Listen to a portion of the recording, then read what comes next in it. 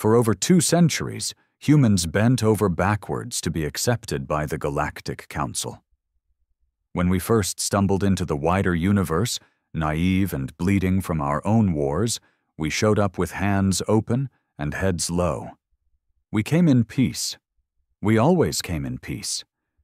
But no one ever really wanted peace with us. They called us low-tier mammals, dirt worlders, and resource pests. Behind every handshake was a sterilization scan. Behind every smile was a law we hadn't been told about. But we still tried, still believed. The council said we had to prove ourselves, not just technologically, but morally. Fine. So we obeyed. We played by the rules. We joined their missions, fought their wars, delivered their aid, paid their taxes. We even accepted their sanctions when we outperformed them.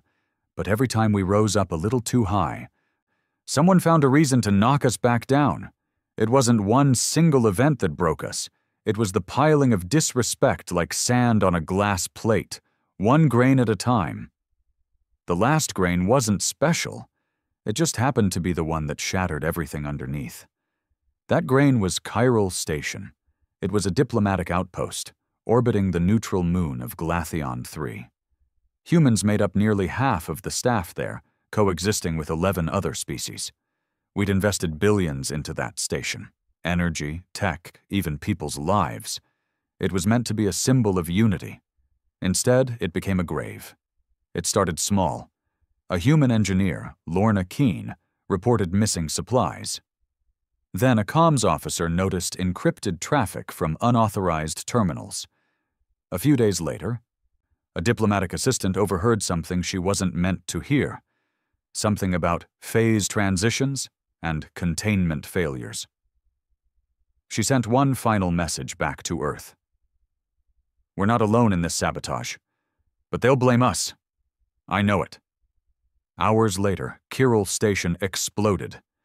234 lives lost. 97 of them were human. The official council report blamed human negligence. Said it was a systems failure in a human-made power relay. The same power relay that had been signed off by 3 non-human inspectors. Earth's diplomats protested. Our scientists countered their report with raw data. We begged for a joint investigation. The council laughed. They said we were trying to cover our embarrassment with conspiracy theories, that we didn't understand how things worked in the galaxy. They revoked our license to develop new orbital stations, froze our trade partnerships, labeled us reckless, emotionally unstable, and through it all, we stayed quiet, at least on the surface. But below, something shifted. The Earth United Assembly went dark. Public appearances ceased. Trade routes were rerouted without explanation. Military communications became encrypted beyond even council clearance. Then colonies started sending home whispers. Old fleets, once mothballed, were being reactivated. Civilian shipyards were mass-producing hulls with armor plating. Mars launched 20 new research satellites in a week. Saturn's rings blinked with strange patterns of coordinated ship maneuvers. Nobody responded to council inquiries. We weren't angry. Not anymore. We were done. Then came the moment the galaxy would never forget. It was the 10th cycle of the council year, during the Pan-Species Assembly. Delegates from all sectors were gathered in the core chamber. The council president was giving a speech about interstellar unity when the entire room went silent. Not because of what was said, but because every light dimmed, every comm channel dropped, every orbiting defense drone turned, and Earth spoke, not with diplomats, not with a weapon, but with a message. 12 words transmitted across every channel in every known language. We asked for peace. You gave us graves. Now you'll understand pain. The feed cut. A moment later, 6 council-controlled starbases went offline, gone, wiped out so cleanly that even the surrounding debris was vaporized. No species spoke. No one dared to retaliate. because it wasn't just an attack, it was a warning. Earth had patience, but it had limits, and they had just found out what waited on the other side. The galaxy stood still. For the first time in recorded history, not a single species responded with outrage, no calls for retaliation, no demands for war tribunals, no coordinated response fleets. The silence that followed Earth's message was a silence rooted not in confusion, but in fear, because everyone understood the implications. 6 Council starbases had disappeared. Not attacked, not disabled. Gone. And not just any bases. Each one had layered defenses, redundant shield networks, and orbital monitoring systems designed by the most advanced species in the galaxy. They weren't built to be impenetrable. They were built to be untouchable. Monuments of strength meant to remind the galaxy of the Council's dominance. Now they were dust. And no one had even seen the shots fired. It wasn't just a show of force. It was a statement. We are not like you. We are not playing by your rules anymore. Behind closed doors, the Council was in shambles. The High Circle met in emergency session. Dozens of species, some having once viewed humanity as nothing more than a curious backwater anomaly, now sat in silence around the grand obsidian table that formed the heart of the Galactic Core's governing body. They watched the footage again. The broadcast Earth had sent. 12 words. Plain. Emotionless, not yelled, not frantic, delivered in a calm, neutral tone, translated into the native language of every listening species as if Earth had rehearsed the moment for centuries. And that made it worse. This wasn't some impulsive act of rage. This was planned. "Do we retaliate?" asked the Baroon diplomat, a quadrupedal species known for their mercenary fleets. "We can't," muttered the Vereen ambassador, their speech carried through a low harmonic vibration that made some ears ring. "You didn't feel it. That message? It wasn't just a warning. It was the opening of a campaign." They took down 6 stations in 6 sectors, simultaneously, without crossing a single border, added the Kraylan overseer. They didn't attack from the front. They attacked from inside. Then a chilling realization passed through the room, unspoken. They had no idea how the attacks were carried out. No recorded energy signatures. No known weapons detected. No warnings from early detection systems. The starbases were simply erased. Not destroyed in fire and fury. Just gone. Disintegrated like they'd never existed. Someone suggested a covert operation to capture a human fleet. Another demanded a fleet be sent to the Sol system to assert control. The Avenari delegate, an ancient and powerful race that once considered humanity a mere scientific curiosity, raised one long, bark-like limb and spoke only one line. "If they let us see this, imagine what they haven't shown yet." Meanwhile, on Earth, the world was different now. Public unity had never been stronger. There were no riots, no protests, no division between nations. For once, every country on Earth had come to the same conclusion. They had been used, bled dry while trying to play nice with species that saw them as inferior. Earth's skies now shimmered with an invisible net, an interlocked defense grid powered by a new energy source the Council had never been granted access to. Even satellites orbiting Earth's moon had changed, armed, shielded, intelligent. Human colonies across the solar system, once considered vulnerable outposts, now pulsed with coordinated, coded activity. Ships moved in precise formations, as if every asteroid field and dust cloud had become part of some larger tactical design. And somewhere in orbit, just beyond the sensors of any foreign probe, a vessel unlike anything in the Council's archive sat cloaked in gravitational distortion. Project Eidolon. It had no official designation, no records.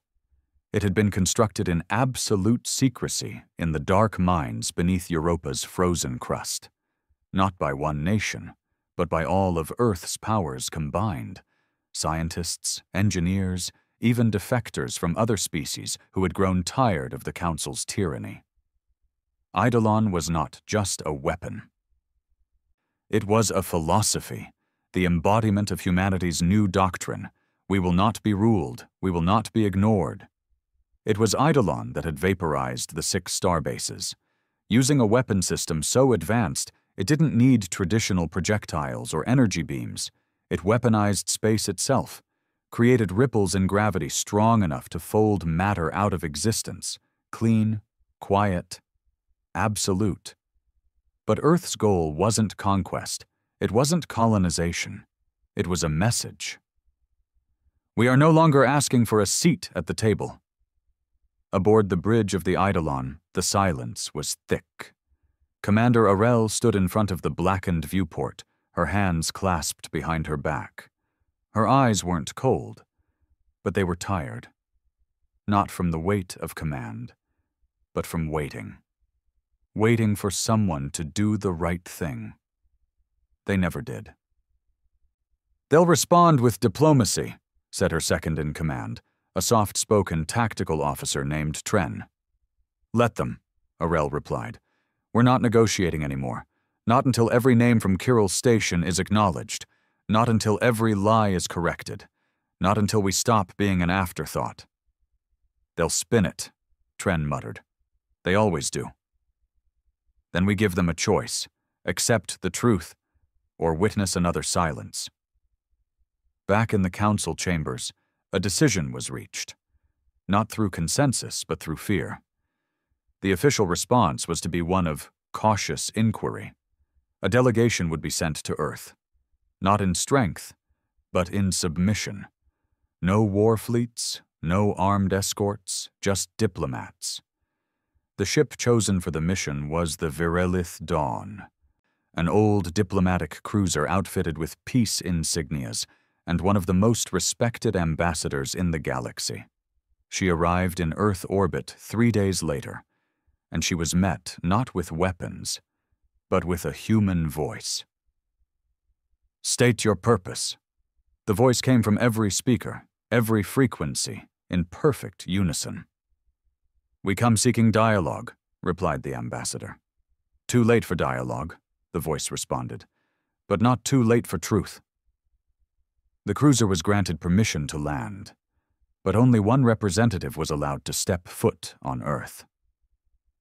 They chose a young envoy, a hybrid-born diplomat named Elira, raised in both council and human environments. She had no loyalties but truth, no rank to lose, and no agenda. She was met on the landing pad by 3 humans in black. No titles, no names, just a question. "Why now?" Elira took a breath. "Because the galaxy is afraid." "Of what?" She looked them in the eye. Her voice didn't tremble. "Of what you've become." One of the humans tilted his head. "No, the galaxy is afraid of what it made us become." They took her underground, through halls filled with names etched in steel, names of the fallen from Kirill's station, names from old wars, from diplomatic missions that were never reported, from colonists abandoned because of political bargaining. She walked in silence, until they reached a room. Inside, a simple table, a single chair, and a data pad. "Read," the human said. "Then decide if the council still deserves peace." The pad contained the truth. Intercepted communications showing council knowledge of the Kirill sabotage before it happened. Internal memos discussing how a disaster would slow Earth's growing influence. Signed orders redirecting emergency response ships away from Kirill during the explosion window. It wasn't negligence, it was murder. Elira felt her chest tighten. Her species, her government, her people, they knew, and they let it happen. "I didn't know," she whispered. "That's what everyone says," came the quiet reply. until they do. She left Earth changed, returned to the Council with the full data dump, knowing it would shake the very foundations of their structure. But Earth didn't wait. Before the Council could meet, Earth did something no one expected. They opened the files to everyone, not just governments, not just leaders. Every citizen on every Council-aligned world received the truth in their personal inbox. No filters, no blocks. The raw, undeniable evidence of Council treachery, and the galaxy cracked. Protests erupted. Council buildings were stormed. Alien species who had once mocked humanity now stood with their fists clenched, demanding justice. And amidst the chaos, a new message was broadcast. We were patient. We were peaceful. You chose to test us. Now you will watch us lead. Earth did not send armies. It sent hope to the oppressed, the silenced, the forgotten. They called it the Accord, a new system, a new council, built not on dominance but on accountability. Any species could join, but only those who had nothing to hide dared step forward. The council laughed at first. Then their outer colonies declared independence and joined Earth. Then their soldiers stopped following orders. Then their ships stopped responding. Within weeks, the once mighty council was splintered. And Earth? Earth became the center of a new era. Not because they wanted it, because they earned it, because the moment humanity's patience ended was the moment the galaxy was finally forced to listen. At first, the galaxy didn't know how to react. In every system, from the frozen moons of the Aurelian Belt to the floating sky cities of Qualis Prime, people stared at their screens, speechless. The evidence was overwhelming, not doctored, not interpreted, just raw recordings and internal communications, all laid bare. It showed not only the truth behind the Chiral Station disaster, but a pattern. Decades of manipulation, quiet exterminations, embargoes disguised as protection, and entire species used as political pawns. And there, at the center of it all, stood Earth, the species that had spent over 200 years trying to play by the rules. The one species that had begged, pleaded, compromised, and humbled itself at every turn, until it couldn't anymore. And now, the Council was on the back foot for the first time in over a millennium. The protests were not localized. They were not brief. They were not small. Entire populations turned on their own leadership. Civil servants resigned in droves. Riots broke out in Council homeworlds where humans had never even set foot. Statues of former Council founders were pulled down. Council ambassadors found themselves stranded in spaceports, chased out by the very people they claimed to represent. The phrase, "They were right about us," echoed everywhere. But Earth didn't gloat. They didn't celebrate. They didn't send in fleets to liberate anyone. They simply said, "We're not here to conquer. We're here to rebuild something better. Together." That's when the Accord gained traction. It started as a whisper, a rumor that maybe Earth wasn't seeking revenge after all, that maybe, just maybe, they were offering another way, not out of weakness, but out of wisdom. The first species to sign on were the ones who had suffered the most under the Council, the Voshari miners, long forced into indentured labor, the Draenach tribes, who had been pushed off their ancestral planets to make room for Council-run factories, the Zalin engineers, whose inventions were confiscated for safety reasons. These species sent delegates to Earth, not under armed escort, but voluntarily. They didn't find thrones. They didn't find empires. They found meeting rooms, open forums, equal seats, and slowly, the Accord grew. 10 species joined in the first month, then 20. By the third month, it had 75 signatories, and not a single one left, because they weren't just welcomed, they were respected. On the other side of the stars, the Council was rotting from within. Accusations flew between former allies. The Kraylan blamed the Artari. The Virene claimed their transmissions had been forged. The Avenari quietly tried to erase their voting records from the historical logs.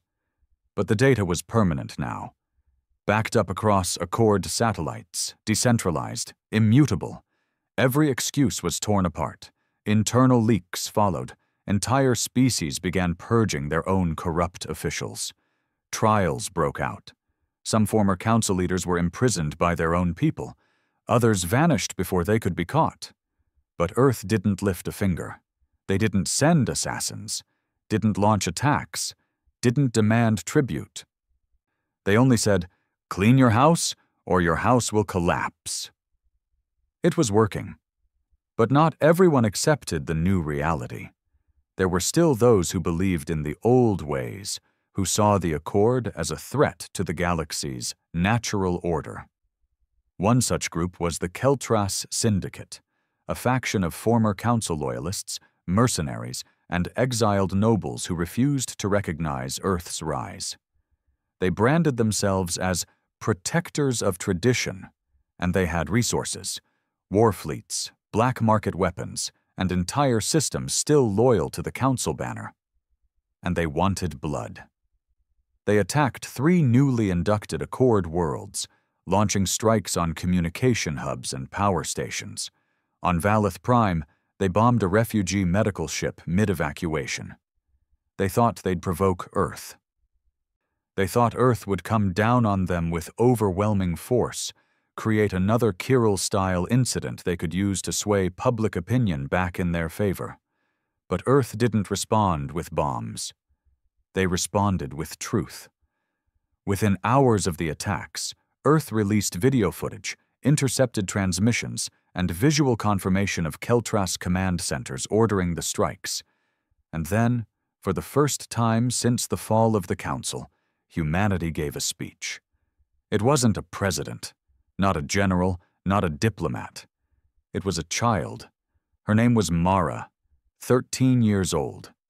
Born on a colony ship orbiting Neptune. Her parents had died during the sabotage at Kirill Station. She stood in front of a plain white backdrop, wearing no uniform, no makeup, no symbol of any political faction. Just a girl. A survivor. And she looked directly into the camera and said, "I don't know why they hate us. I just know they do. My mom used to tell me, one day they'll see us, really see us. But they didn't. They saw a threat, a target, and now I'm alone. So if you're still following the people who did this, ask yourself if your pride is worth more than our lives." The speech was less than 2 minutes long, but it brought an entire galaxy to tears. Even species that didn't cry by nature sat in stunned silence. The Keltras Syndicate tried to claim it was emotional propaganda. But no one believed them. Because for once, the message didn't come from a leader trying to win a war. It came from a child trying to stop one. Earth gave the Syndicate one chance. Withdraw, disband, surrender those responsible for the attacks. The Syndicate responded by bombing a humanitarian convoy in the Nalari sector. This time, Earth didn't send a warning. They sent Eidolon. In less than 8 minutes, the entire Keltras fleet was erased. Not crippled, not routed. Gone. This time, Earth didn't even broadcast a message afterward. The silence spoke louder. The message was clear. You only get so many chances? The galaxy didn't cry for the Syndicate. They didn't mourn. Because they'd seen the data. They'd heard the lies. They'd watched the cruelty.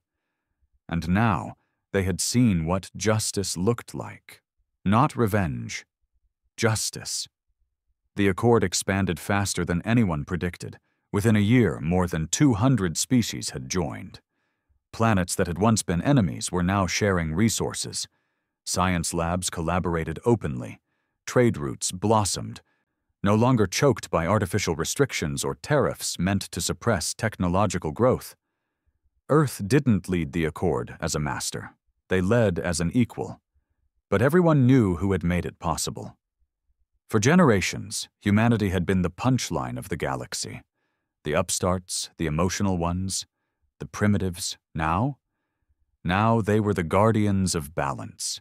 Because when the Council had broken its promises, when diplomacy failed, when patience ran dry, humanity did not turn into monsters. They turned into mirrors. They held up the truth and made the galaxy look. And it would never be the same again. But peace, true peace, was not easy.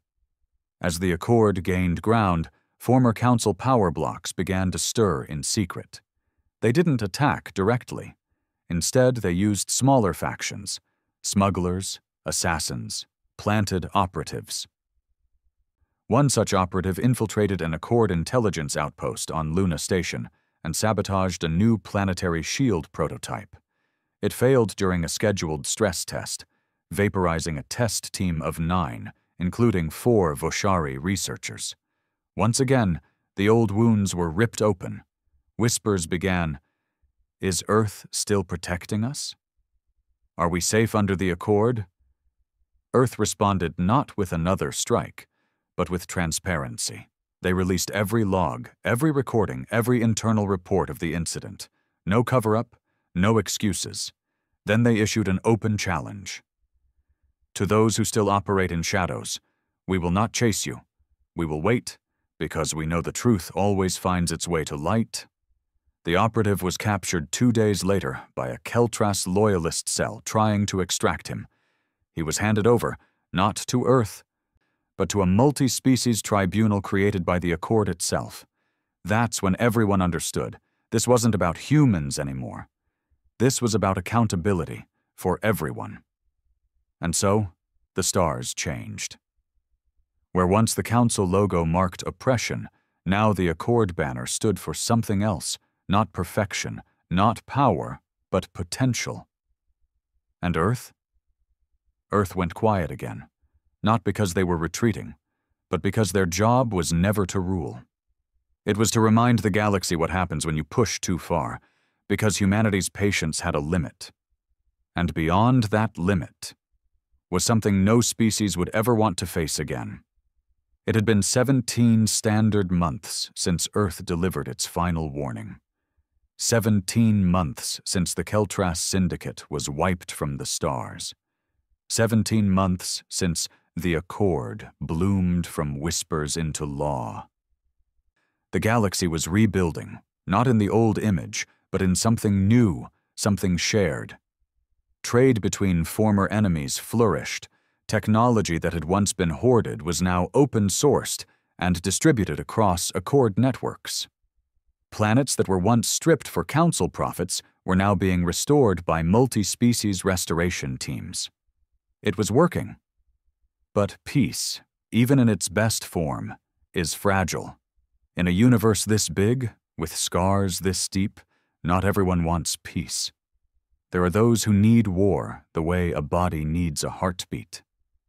And in the far reaches of unmonitored space, past the asteroid clouds of Cora 12, beyond the collapsed warp lanes of the shattered crescent, they waited. The remnants, not just of the Council, but of something older, something far more dangerous. They called themselves the Veil, not a faction, not a nation. An ideology. They didn't want power, they wanted control. Where the Council had failed with politics, they believed in silence, total invisible domination. If the Accord represented light, the Veil was the cold gravity behind it, dragging systems into the dark one by one. They never claimed responsibility, never left witnesses. And for months they moved unnoticed. Ships began disappearing along fringe trade routes. Beacon stations went dark. And then came the disappearances, not deaths, disappearances. Entire colonies, thousands of people, vanished without a trace. No debris, no distress calls, just gone. At first, the Accord assumed it was piracy, a resurgence of Keltras loyalists. But this was cleaner, quieter, coordinated. Something was happening, and Earth knew it. They always did. In a bunker beneath the Arctic Circle, 4 humans stood around a projection. The holotable displayed a 3D map of the galaxy, riddled with blinking markers. Red for missing convoys, orange for communication anomalies, and gray for confirmed colony losses. One of the men, older, white-streaked hair, leaned forward and tapped a blinking icon in the Graven Reach sector. "This one was different," he said. "No forced entry, no life signs, no environmental damage. But the data core is gone." Another woman, a systems analyst named Nadja, spoke without looking up. "They didn't just take people, they took history." The fourth, younger than the others, looked between them, tension in his jaw. "They're not raiding us," he muttered. "They're erasing us." The room fell silent. Finally, the older man nodded. "We need to escalate." "Deploy Eidolon?" Nadja asked. "No," he said. "We don't even know where to point it. This isn't a war we can shoot our way through." He paused. "We need to find them first." Earth didn't announce this new threat to the galaxy. They didn't want panic. Instead, they did what humans had always done best when pushed into a corner. They adapted. A classified initiative was launched, Project Echo. It wasn't a weapon, it was a hunt. Across Accord territories, specialized reconnaissance vessels were quietly outfitted with deep space sensors, gravitational field readers, and black box analyzers. These ships looked like cargo haulers or diplomatic transports, but each was a sensor array disguised in plain sight. And they were listening, watching, waiting for the pattern. Because there's always a pattern. It took 7 weeks before they found one. A small anomaly, a repeating gravitational pulse detected only in the outermost layers of certain disappeared systems, too subtle for normal ships to notice. But Earth's new tech had evolved since Eidolon. The pulse wasn't random. It was a signature, not of a weapon, but of a gateway, a controlled dimensional rift. The colonies hadn't been destroyed. They'd been moved. Earth kept the discovery quiet, even from the Accord, because the implications were terrifying. If the Veil could move entire populations into pocket dimensions or alternate space fields, they weren't just erasing history. They were building something else. But to what end? There was only one way to find out. They needed someone to go through the gate, not a drone, not a probe, a person. Someone who wouldn't crack under isolation. Someone who didn't just follow orders, but questioned them when they needed to. Someone human. Her name was Lyra Venn, a deep space pilot, ex-miner, had grown up on Europa's outer colonies and spent more time in vacuum suits than civilian clothes. She had no family left, no allegiances but Earth. She was, in every sense of the word, a ghost, perfect for infiltration. They gave her a vessel designed for the mission, small, fast, equipped with short-burst displacement shielding and experimental memory stabilizers. If the dimension on the other side of the gate was unstable, her brain wouldn't be scrambled the moment she crossed. She didn't ask questions. Didn't need to. She'd seen the data, and she wanted answers. The moment she passed through the gateway, reality blurred. Not violently, gently, like dipping your hand into warm water. But when she opened her eyes again, she realized just how wrong things were. The stars were still there, but wrong. Bent, as if light itself had been refracted through trauma. The system was quiet. No radio chatter, no beacons. But her scanner lit up with life signs. Thousands. She pushed forward, and then she saw it. A planet. Artificial. Not terraformed. Not colonized. Constructed. It rotated slowly, held together by gravity wells and carbon lattice weaves more advanced than anything even Earth had. Her ship's systems began failing the closer she got. So she went in manually. No weapons, no shields, just curiosity. And a little human stubbornness. She landed on the surface, stepped out, and found them, the missing. They weren't prisoners, not in chains, not malnourished, but they weren't free either. Each person lived in a perfectly organized grid city, every building identical, every person monitored, their memories scrambled, their histories erased. Lyra tried to speak to one of them, a Voshari elder who had gone missing 6 months earlier. He looked at her with blank eyes. "I am content," he said. "I am part of the system." She tried again. "You were taken. From your home." He tilted his head. "What is home?" That's when she saw them. Observers, tall figures in mirrored armor, silent, no weapons visible. But Lyra felt it. Control. A grip so cold it didn't need to shout. She turned to run. But it was too late. They had seen her, and they weren't surprised. Back on Earth, the signal from Lyra's ship cut out 3 minutes after entry. Her transponder showed she was alive, but unreachable. That was enough. Project Echo was declared a red priority. Eidolon was activated, but not launched. Not yet. First, Earth sent a message. Not to the galaxy, not to the Accord, to the Veil, a simple phrase. "We found you." There was no reply, but 3 days later, a beacon was detected at the edge of Sol system. Not a trap. A message, one word. Why? Earth didn't respond publicly, but inside the highest levels of Accord Command, the answer was clear. Why? Because you made us wait too long.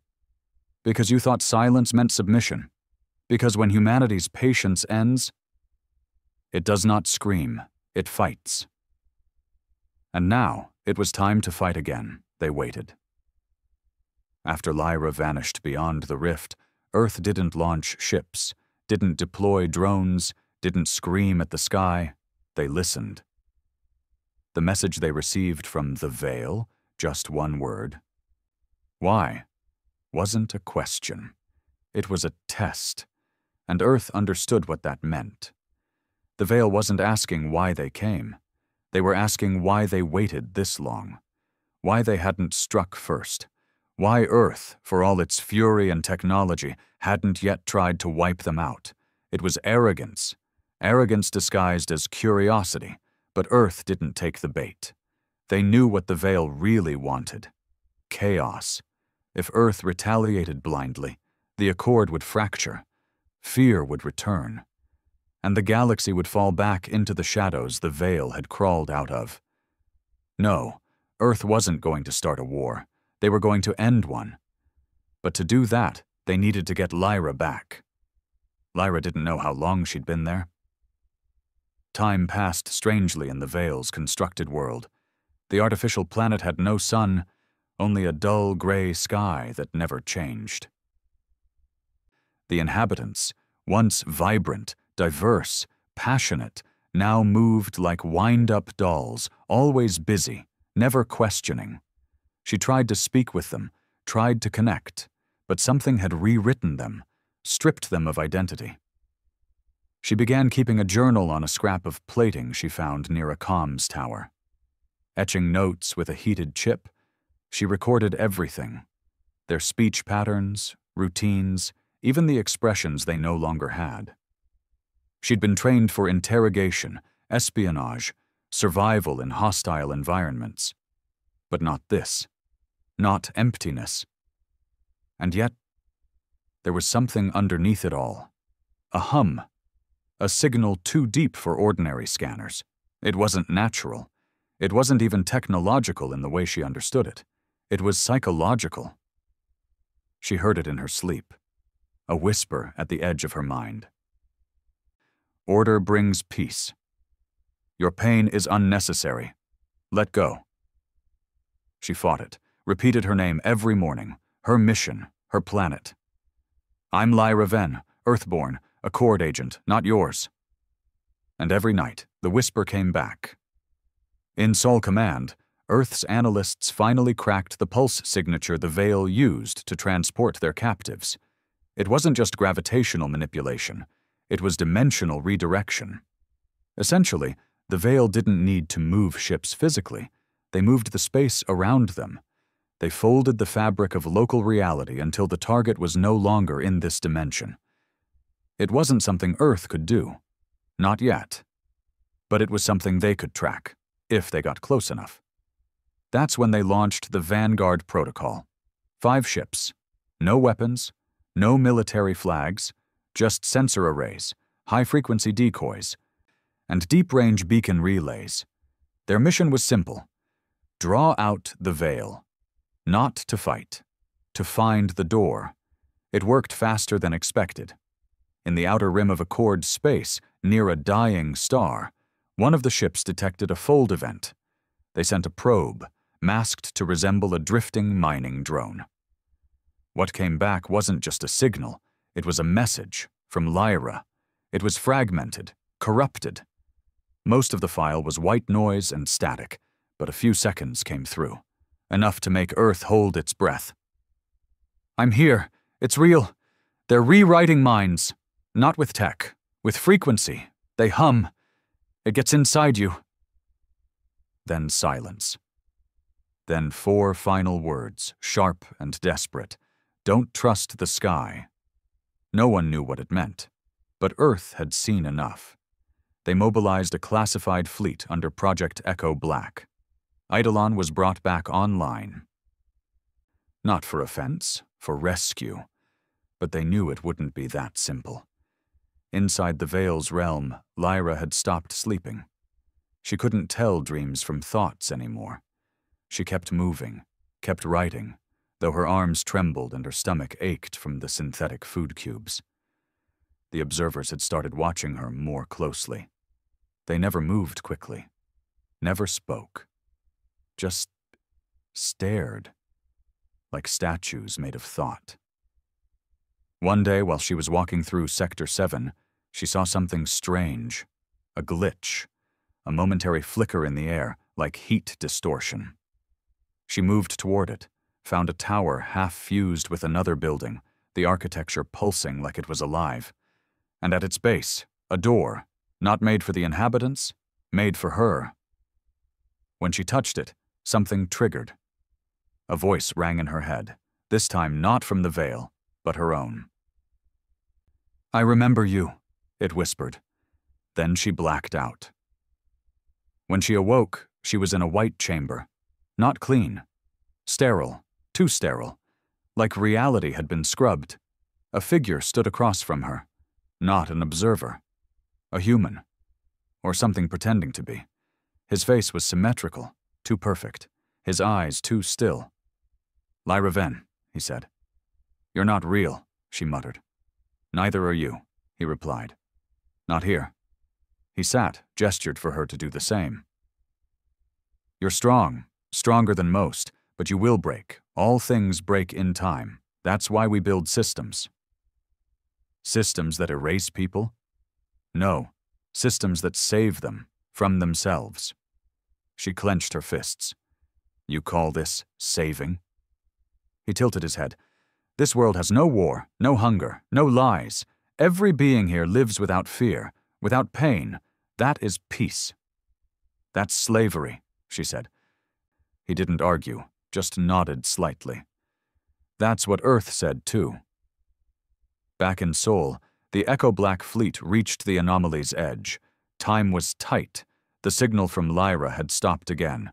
They only had one shot.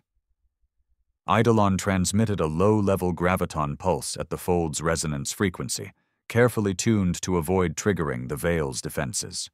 The Fold opened, a pinprick tear in space, enough for one ship.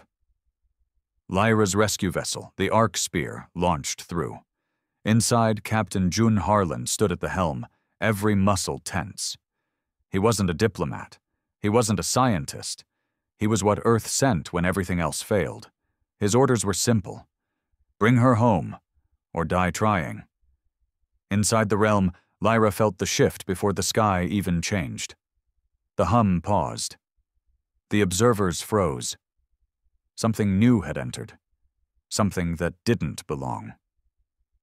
Then, for the first time in days, she smiled. She didn't know how Earth had found her, but she knew what was coming. And so did the Veil. The man pretending to be human stood, his expression finally cracking. "They're reckless," he said. "They'll tear open things they don't understand." She stood too. "That's what you always feared, isn't it?" He looked away. "Humanity." Then the room shuddered, and the sky cracked. The arc spear punched through the Veil's dimension like a comet dipped in vengeance. The distortion screamed around the hull, but Earth tech held. Every sensor maxed out, every warning light blared, but they had her signal, and they were going to her. Captain Harlan activated the beacon link. "Lyra, if you can hear this, we're coming." He didn't wait for a response, didn't need one. Because deep in the cold heart of an artificial planet, surrounded by creatures that wore silence like armor, Lyra lifted her head and said the words that would go down in history. "I knew you'd come." The sky tore, not metaphorically, not as a figure of speech. It ripped, like fabric, like a wound in a painting too perfect to be real. Light poured through it, but not the kind that warmed skin or guided ships. It was the cold, hungry light of reality forcing its way into a place that had no right to exist.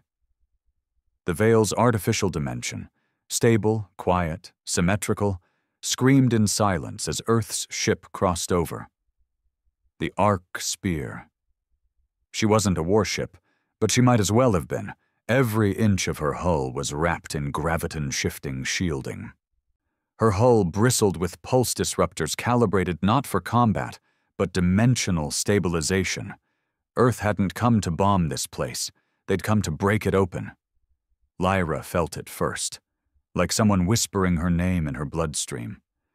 She was still standing in that impossibly white chamber when the temperature shifted. The walls rippled. The sterile air buzzed. And the observer who had been watching her, silent for hours, suddenly moved. Not with threat, with urgency. "You brought it here," it said, voice no longer neutral. "You opened the gate." Lyra didn't flinch. "No," she replied. "They opened the truth." The walls cracked. Outside, the false sky shattered into pieces of falling light. The Veil's dimension was collapsing. But not from violence, from exposure. Inside, the Arc Spear, Captain Jun Harlan kept his hand steady on the controls. The Veil's realm bent around them like rubber stretched too far. Their stabilizers fought every second to hold their position in place. Lights flickered. Gravity twitched. AI guidance failed 3 times in the first 5 minutes, but they were still flying. Because Harlan wasn't flying for himself. He was flying for Lyra. "Tracking signal is bouncing," said his navigator. "Their space is unstable. Logic loops, recursive echoes, collapsing physics models. I don't even know what's real in here." "We don't need it to be real," Harlan growled. "We just need it to be over." Another pulse of energy shook the ship. External sensors picked up movement. Structures reconfiguring, towers bending into fractal spirals, cities folding in on themselves like burning paper. The Veil was trying to adapt, to erase the threat, but Earth tech wasn't conventional. Project Eidolon had taught them how to weaponize existence itself. The Arc Spear was the result. A vessel built not to dominate, but to end illusions. Lyra ran. The chamber crumbled behind her. The voice that had pretended to be human screamed inside her skull, not with words, but with raw data, desperate to overwrite her thoughts. She clenched her fists, bit her tongue until she bled, and kept running. Outside, she saw the others, the colonists, the stolen. They were all standing still, eyes blank, humming in unison like puppets waiting for a hand. Lyra screamed, "Wake up!" No one moved. Not until the ship came. When the Arc Spear passed overhead, its hull rippling with human defiance, the hum stopped. And for a heartbeat, all those blank eyes blinked. The spell was breaking. The lie was dying. Captain Harlan's voice cut across the comms. "Visual on the ground. I see her. I see... Jesus, what is that?" The city below them was folding, not collapsing, folding into itself, like it was trying to hide from being perceived. Buildings bent backward into spirals. Roads collapsed into pits of endless depth. The artificial gravity that once kept the colony stable was failing. But in the center of it all, Lyra stood. Alive.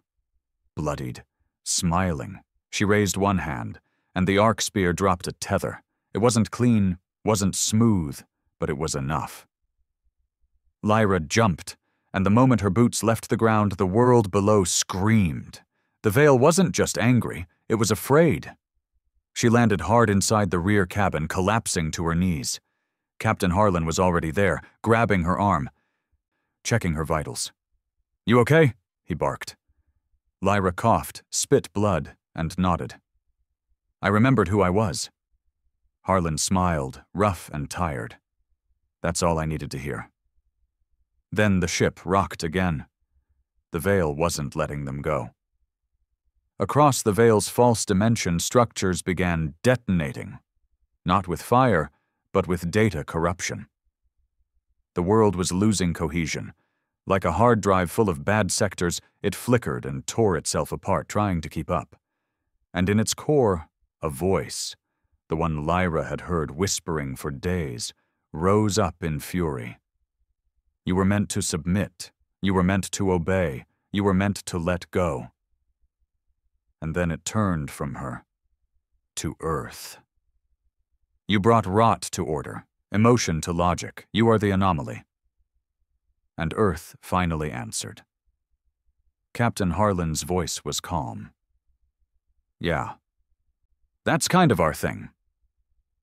Then they fired the payload. It wasn't a bomb. It wasn't a gun.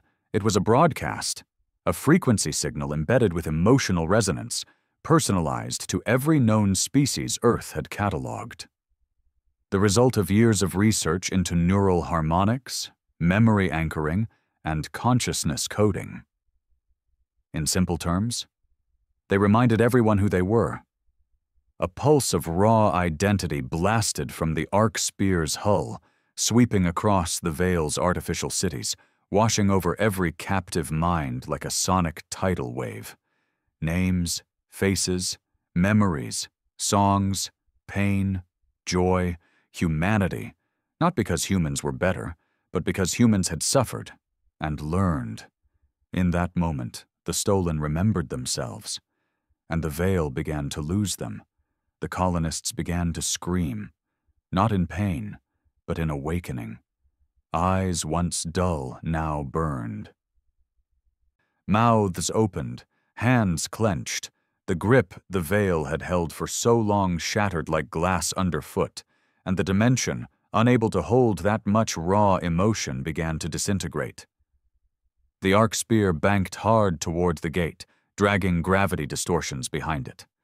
Lyra sat in the rear cabin, eyes wide, tears falling freely as she looked out the window and saw everyone waking up. "You came for me," she whispered.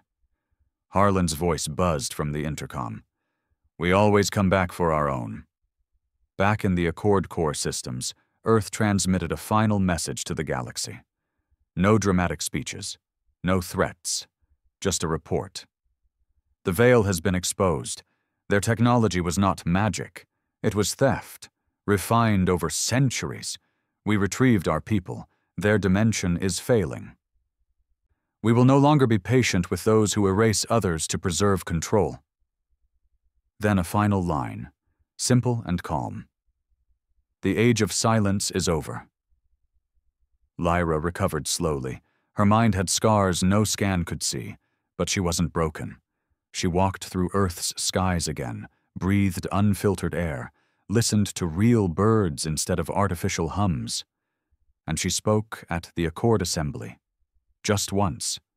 She stood before hundreds of species, every eye on her, and said, "They built a world with no pain. But they had to erase everything good to do it. That's not peace. That's extinction wearing a friendly mask. Then she stepped down. And not one delegate said a word in response. Because what could they say? She was right. The veil didn't return. Whatever was left of them sank into the deepest shadows of uncharted space, their fake heaven crumbling behind them. The gate was sealed. And Earth? Earth watched, not with fear, but with resolve. Because they knew now, it wasn't about dominance, it wasn't even about survival, it was about remembrance of who they were, of what had been done to them, and what would never be allowed again. For the first time in generations, the galaxy was truly still. No great wars raged. No fleets shadowed each other across contested borders. The echoes of the Veil's collapse rippled through every system, not as a sound, but as a silence that meant something different now. Peace. But not the kind enforced through fear, like the Council had imposed. And not the hollow, obedient stillness that the Veil had manufactured through mind control. This was something raw, unpolished, difficult, real peace. The kind humanity had always dreamed of, but no one, not even they, knew what to do with once they had it. Because peace, they learned, is not the end of struggle. It is the beginning of responsibility. The Accord had grown in strength and legitimacy. What had once been dismissed as Earth's desperate bid for relevance had become the single most powerful alliance in the known galaxy. Not because it held the biggest weapons, but because it held trust. Trust earned through pain, not promises. Over 247 species had formally joined. Even former Council loyalists, shamed and reformed, were now standing beneath the banner of shared accountability. Trade flowed. Research was open. Power was decentralized. The Council, what was left of it, existed only in history logs and criminal hearings. And Earth stayed quiet. No thrones, no flags on every world, no self-appointed control over the Accord. Just a quiet seat at the table, one of many, though everyone knew what it cost for them to get there. Lyra Venn became more than a symbol. Her testimony had torn down what was left of the Veil's sympathizers. When she spoke, it wasn't to rile crowds or stir fear. It was to explain in plain words what it meant to survive manipulation, how it felt to forget yourself, how much strength it took to remember. After her speech, dozens of worlds passed their own independence declarations, not from Earth, but from the mental control models the old Council had hidden in education systems, trade agreements, even neural implants disguised as health monitors. She spoke for the forgotten, not for vengeance, but for clarity. And across the stars, beings began to understand something Earth had known for a long time. Tyranny never announces itself with a sword. It arrives wearing a smile. But not everyone accepted this new peace. Some didn't believe Earth was sincere. They saw shadows where there were none, believed the humans had simply replaced one empire with another. And to some extent, Earth understood that fear. After all, hadn't they themselves been afraid of the Council once? So Earth did what no other power ever had. They shared everything. Blueprints, military specs, ship designs, even parts of Eidolon's architecture, minus its most dangerous capabilities, were declassified and published for all Accord members. No secrets, no hierarchy, not to weaken themselves, but to remove fear. To say, we are not holding this over you, we are holding it with you. But transparency comes at a cost, because not everyone uses knowledge for peace. In a mining colony orbiting Drexus Fürst, a system long isolated from galactic politics, a new anomaly was detected. Faint energy pulses, rhythmic, familiar, too familiar. Earth recognized the signature, A fragment of the Veil's dimensional technology. The broadcast hadn't died with the realm. It had spread, a seed planted in deep space, maybe by design, maybe by accident. But now, it was growing. A single colony began to change. At first, the miners just worked longer hours, said they didn't need sleep, said they felt the rhythm of the system. Then they stopped responding to standard check-ins. By the time an Accord patrol ship arrived, the colony was unrecognizable, perfectly clean. No waste, no sound, no individuality. Just hundreds of beings moving in harmony, humming the same low tone. The Veil had been defeated, but its infection had not. Earth didn't panic. They didn't attack. They studied, and what they discovered chilled even the most seasoned strategists. The Veil hadn't just manipulated people. It had implanted its frequency into space itself. A slow virus, one that latched onto artificial energy signatures, weak minds, or emotional imbalance. It could lie dormant for years, maybe centuries, until something stirred it awake.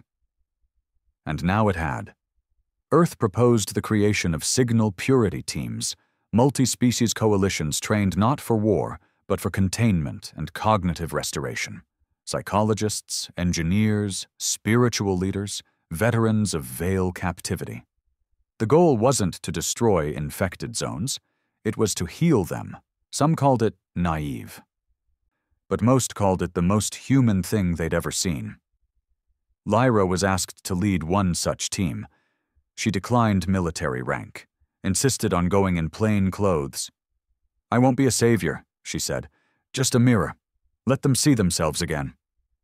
Her first deployment was to Outpost 9, a deep space relay station that had gone silent for 18 days.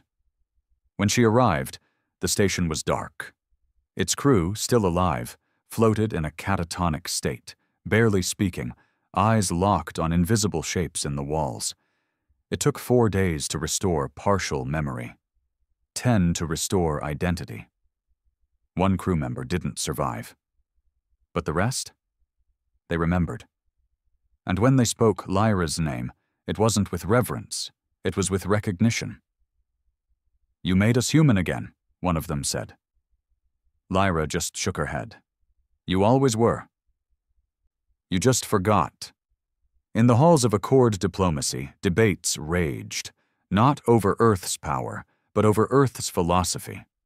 What does it mean to lead without control? What does it mean to teach without conquest? No one had ever done it before, and many believed Earth couldn't maintain it. Power, they argued, always corrupts. But Earth had learned the hard way that power is not just about force. It's about resistance, not against others, but against the temptation to become what you once fought. So they held back. They let other species take lead roles. They refused to let their fleet become the center of Accord defense. Instead, they pushed education, collaboration, adaptation. They pushed what had always made humanity dangerous, not its weapons, but its ideas. Then one day, a new signal arrived, not from within the galaxy, from outside it. A probe, old, cracked, barely functional. It broadcast only once before its systems collapsed. "We are not your enemy, but they are coming, and you are the only ones they fear." Earth received the signal first, and said nothing for 2 days. When they finally showed it to the Accord, many demanded to know why they waited. Earth's reply was simple. Because we wanted to be sure we weren't the threat they were running from. For the first time since the fall of the Council, fear returned to the galaxy, not from Earth, but from the unknown beyond the galactic rim, the stars beyond the stars. Who were they, and why did they fear Earth? The answer didn't come in ships, not yet, but the anticipation was worse. Because everyone knew, if something scared the species that once erased colonies without blinking, if something made the Veil hide like vermin in cracks of false realities, then it was something darker, something worse. and the only ones it feared were us. The message from beyond the edge of the galaxy played in every Accord chamber, every planetary council, every listening station that still had the courage to keep its antennas up. We are not your enemy, but they are coming, and you are the only ones they fear. It wasn't the words that sent a chill through the galaxy. It was the silence that followed. No origin signature, no known language. The voice was artificially generated, translated into every dialect the probe could detect. And then it went dead. But it hadn't arrived at random. It had found Earth first. And that meant something. To some, it meant Earth was to blame. To others, it meant Earth was the only hope left. Either way, one thing became painfully clear. Whatever was coming, it had run into humans before. Lyra Venn stood on the upper deck of the Unity Spire, the Accord's newly constructed diplomatic station, floating between neutral sectors as a beacon of shared trust. Below her, dozens of species walked together, real peace, not enforced silence. She watched a group of young Voshari children laughing as they played with artificial gravity lifts, overseen by a retired human engineer. It should have brought her joy. But her body didn't relax. Not since the signal. Because deep down, Lyra knew something she hadn't yet said aloud. She'd felt it long ago during her captivity in the Veil's false dimension.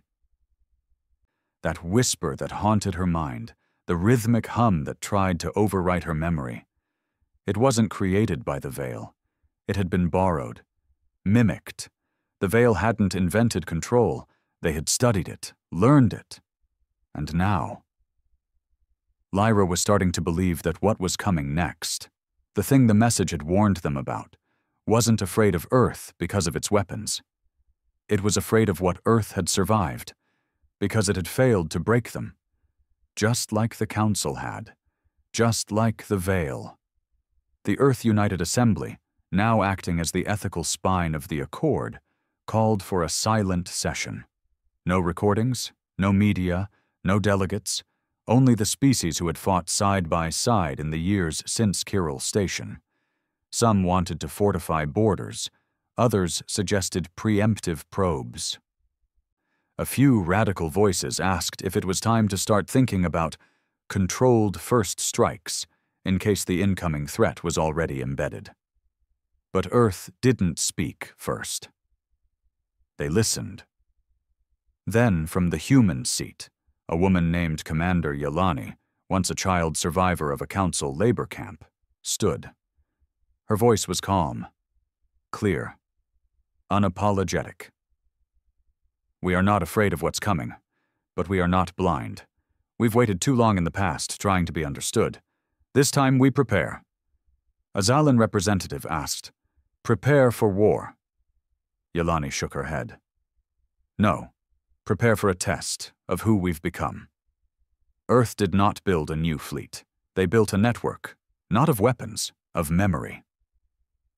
Using fragments of Veil technology, AI assistants, and the combined computing power of 20 Accord species, they created something unprecedented, a cognitive resonance archive. They called it the Witness Protocol. Its function? To preserve truth. Every Accord citizen was invited, voluntarily, to contribute memories, personal stories, testimonies, family histories, not edited for image, not filtered for politics, raw, unflinching, the good, the bad, the ugly, from human civil wars to alien revolutions, from council betrayals to Veil liberation. Every piece was uploaded, not to shame, but to remember, because they now understood something simple. When you forget where you come from, you're easy to control. At the edge of Accord space, exploratory drones began disappearing. No explosions, no flares, just vanished. But this time, Earth wasn't caught off guard. They had eyes everywhere now.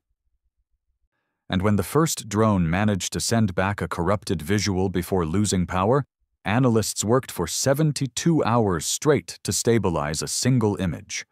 The picture was simple, terrifying.